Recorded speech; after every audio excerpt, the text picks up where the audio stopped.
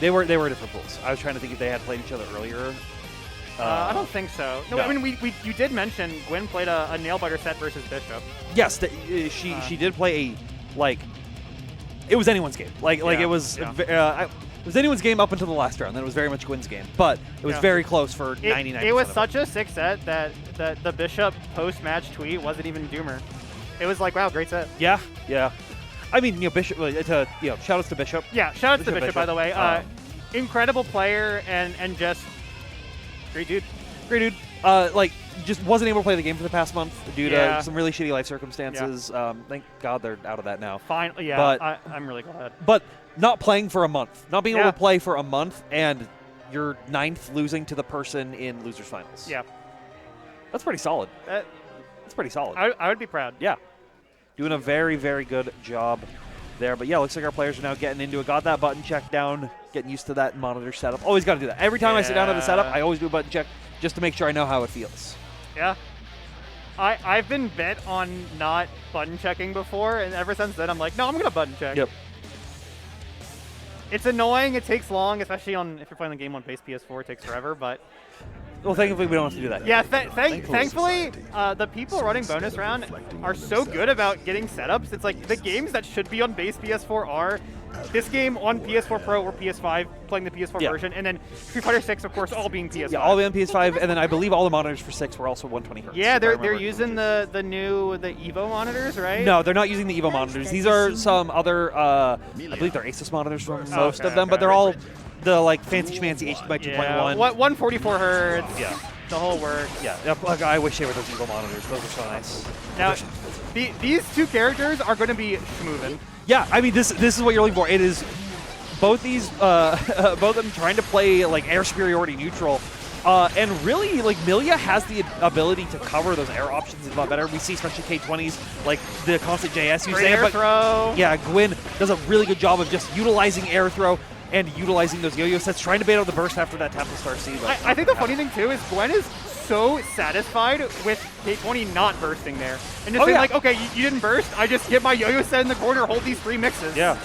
You're going to have to spend it eventually. And now you have to hold this burst, so I got to come back in again, but you're trying to utilize every Millia tool in the book to get out of this, but you can't. Yeah, the 6P into the roll is so good because it turns that 6P that's air blocked into meaningful plus frames. Yes. Oh, yeah. And getting meaningful plus frames in this matchup especially is so huge. Yeah, it seems like K20's core sort of defensive mindset so far has been FD this character away and try to fuzzy jump out. Yeah. But another air throw, don't Capel versus me. Yeah, you cannot do anything like that versus Gwyn. And now you're having to hold your own throw set with the yo-yo now, hold this mix, almost blocks it all out. Well, even still, though, there was 50 meter on deck. Another mix was coming. Yeah. And K20's also burning all their FD. Yeah. There was not a single point, where he had 50 meter. Yeah, no, not at all. Because, again, he's saying, I'm going to FD you out and fuzzy jump away. And Gwyn is recognizing that and doing the counterplay. Another burst bait. So burst hungry here. All right, great throw, though, recognizing that they have that little gap right there. The matchup knowledge. Yeah. To fuzzy jump out there correctly, Millia has to do such a hard call to stop you from doing that option. And DPing against the Capel. Yeah, now mixing up the Capel counterplay option, not even just going for the air throw against it. Aircar RC trying to open him up! Check her controller. What did she have for breakfast? This is crazy. Check that SOCD. All right. Oh my. Tried to fuzzy jump out right at the moment Gwyn went for the delayed JD.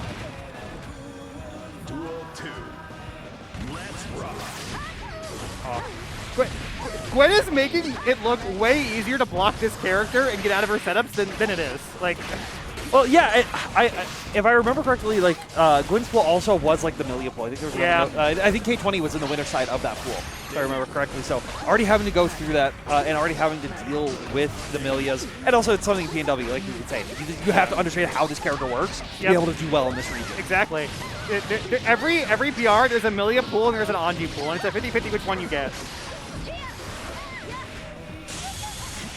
But you never want to be in the Zato pool because there's one of those every so often. The Zato killer, yeah. Gwyn trying to make this comeback on a pixel. Oh, it's starting to get scary. Yeah. And you can see the FD is like almost fully counteracting the positive bonus. I think you lost. Good job FDing 2, don't get chipped. Oh. You know, as Gwyn, I like take that as a win this round almost. Oh, I think she wants more. That we've gone this far, but you have to do whatever you can. Plus set right has 50 there. meter. Keeping the plus frames. No way! That was a 1 pixel versus full life comeback. And they're not even acting like K20's like, what the fuck? What am I dealing with? Oh my god. K20 seems exhausted, and I mean, can you blame him? Okay, finally we see someone successfully bait out that option. Getting the full carry as well. Yeah, that's the new Millia thing, is you RC to get another disc. I mean, it's good, right? Like, yeah. Like, it's always going to be good, and just like Stevie's would have been good for like 90% of this tournament. There's been one that's been baited. Yep.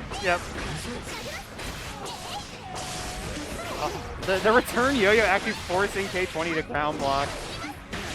There is exactly one place K20 does not want to be, and it's stuck on the ground. Oh, great hair car. K20's use of hair car so far has been like immaculate. Like always being able to blow people up with it. And once again, the combo, the insane back end combo also now being a mix-up pressure sequence. Yeah, I'm also just confident that if any single one, what a burst bait. What a burst bait. Yeah. K20 finally getting on the board with the rounds. And that's what you need. Like, you need that momentum comeback because you've been down so far. You have to make something big happen here like Gwyn made happen previously. But right now, big counter hits. Come on! And wanting to keep the I actually like this. Like, you see one really wanting to keep the mid screen right here because you're getting more mix-up options, and you know this is going to be a game that traces back and forth. Okay. That throw was a specific call-out versus the delayed break to get plus frames. Yep. Good blocks. But having to just one more, but didn't quite. And you're back in the pressure. She has 50 meter on deck. And yeah, it's a bad situation. I respect Gwyn not baiting the burst, and I respect K20 like not giving it to her. Just go into this final round knowing you have burst and she does not. Yeah. And that matters a lot in a mix-up matchup.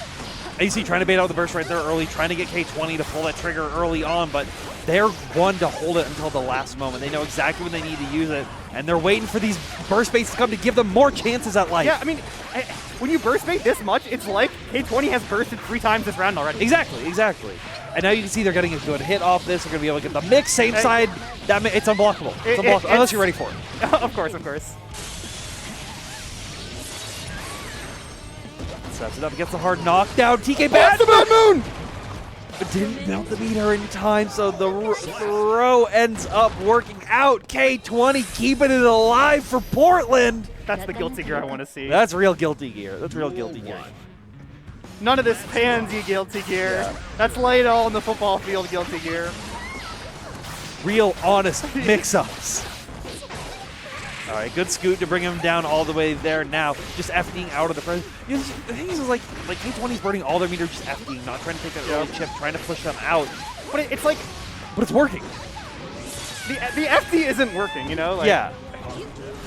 The problem is, like, yes, it gives you maybe the opportunity to fuzzy jump out, but you're putting Bridget at the range where she already kind of wants to be at.